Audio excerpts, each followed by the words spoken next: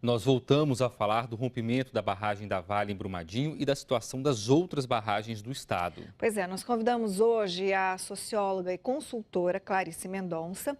Ela está aqui e vai conversar com a gente sobre como funciona um plano de emergência em caso de risco de rompimento de uma barragem. Bem-vinda, Clarice. Bom, primeiro, o que deve constar num plano de emergência? Bom dia. Bom dia. O plano de emergência fala sobre as principais as ações que o empreendedor vai tomar no caso das emergências. São vários níveis de emergência, né? Aí falando no caso de um rompimento, o plano de emergência vai dizer quais são as ações de salvamento e principalmente como essas ações têm que acontecer. A gente diz que um plano de prateleira não funciona, então esse plano tem que estar muito acordado, muito bem treinado com as autoridades, com as pessoas que vão trabalhar ali no salvamento e principalmente com a população, né? Então, ele vai dizer quais são as pessoas envolvidas e quais são os procedimentos de salvamento. Como que eu vou contatar determinada pessoa, como que eu vou conseguir tirá-la da casa, né? Eu vou pedir para voltar com aquela imagem, se der, aquela imagem da hora do rompimento da barragem, a gente vai colocar ela daqui a pouquinho.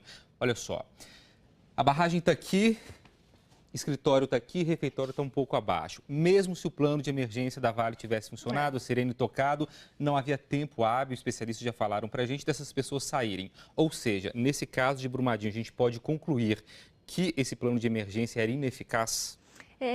Sim e não. Na verdade, o plano de emergência, ele trabalha com a realidade, né? Ele não pode resolver esse tipo de problema, que é um problema anterior ao plano. Ou seja, isso aqui nem plano de emergência dá conta, Mas né, o plano gente? de emergência identificando isso não poderia... Se o plano de emergência identificasse isso, eles não teriam que retirar essas pessoas dali, o escritório dali, a barragem, ou não é assim que funciona na prática? O problema, não é assim que funciona na prática. Esse que é o problema anterior. Os estudos podem constatar isso, mas não existe ainda uma legislação que obrigue o empreendedor a retirar todas essas pessoas ou até mesmo que impeça o empreendedor de se instalar num lugar com tanta gente. Eu acho que agora é o momento da gente, né, Minas Gerais e o Brasil, enquanto sociedade, pensar se a seriamente. gente quer realmente esse tipo de situação. Se não vai dar tempo, ou ainda, se a gente está tendo provas de que os empreendedores não estão conseguindo garantir as estruturas e não estão conseguindo operar essas ações preventivas para o salvamento com mais de 300 mortes, né, a gente tem que repensar isso. Vamos ficar permitindo essa questão. Porque quando a gente pensa em plano de emergência, né, vários tipos de empresa precisam ter um plano de emergência. Você tem ali, né, Clarice, o cálculo, quanto tempo essa pessoa vai ter que correr para escapar de uma situação ali complicada, de risco, de perigo. Ali você está falando que não tinha, né? Não tinha. Então, e não há legislação no Brasil que preveja isso. Então, realmente, essas pessoas ficam desassistidas. E a gente tem Congonhas, né? Exato. Que preocupa demais. Isso que eu queria abordar também, a Mara abordou muito bem agora. Há uma cidade embaixo da barragem. Se estourar ali, o que o plano de emergência pode ajudar? Então, na prática?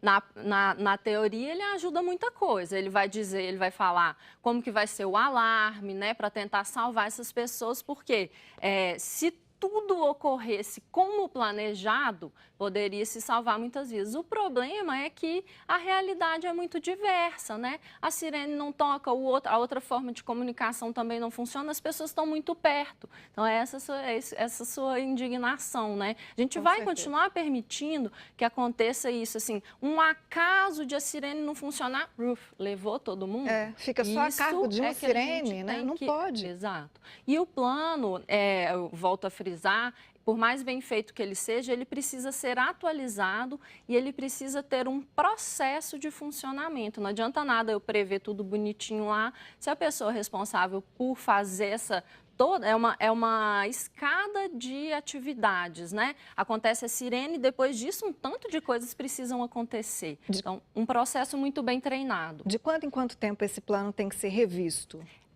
Eu acredito que diariamente ele tem que ser revisto, porque a realidade muda muito rápido. Um exemplo de coisa que tem que ter no plano é para quem que eu vou telefonar na comunidade para essa pessoa me ajudar, né, isso no papel do empreendedor, a salvar os demais, porque o empreendedor não consegue chegar, às vezes não dá nem tempo, né, igual a gente está vendo dele chegar.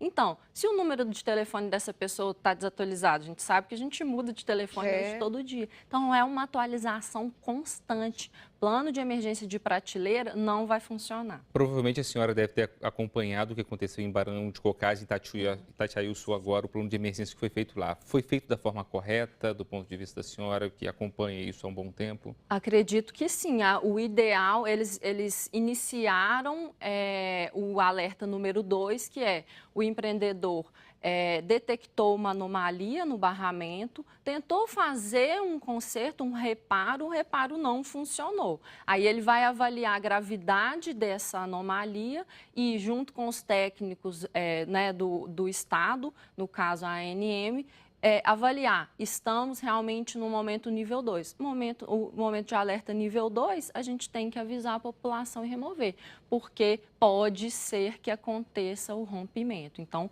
foi feito da forma correta, embora seja uma questão que a gente fique se perguntando, será que não dava para ter sido de dia, né, acordar todas essas pessoas? Isso aí que ninguém entendeu. Na madrugada, né, uma questão assim que fica na nossa cabeça. Tem muito trabalho para as autoridades, né, porque são muitas situações assim de barragem em Minas, então não pode de jeito nenhum largar isso de mão. Muito obrigada, Clarice, pela presença, a gente agradece, tá? Muito obrigado, um ótimo dia para você. Para vocês também.